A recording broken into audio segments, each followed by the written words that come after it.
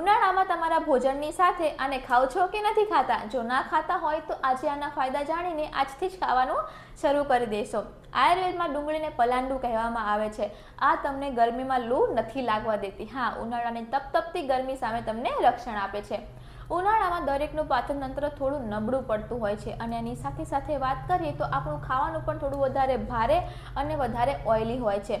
જો ભોજનની સાથે તમે કાચી ડુંગળી ખાઓ છો તો કાચી ડુંગળીમાં કોર્સેટિન નામનું દ્રવ્ય હોય છે જે નેચરલ ડાયજેસ્ટિવ ક્લિન્ઝર છે, જે તમારા પાચનને સરળ બનાવે છે, તમારા પાચન તંત્રને મજબૂત બનાવે છે।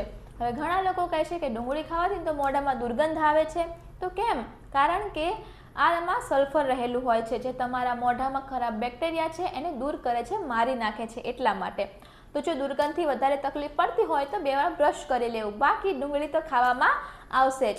તો આ વિડીયોને લાઇક એન્ડ શેર કરો ખાસ એવા લોકોને જે ડુંગળી નથી ખાતા। અને હા, અમારી ચેનલને સબસ્ક્રાઈબ કરવાનું ભૂલતા નહીં, કારણ કે આવી માહિતી અમે તમારા સુધી પહોંચાડતા રહીશું। Thank you.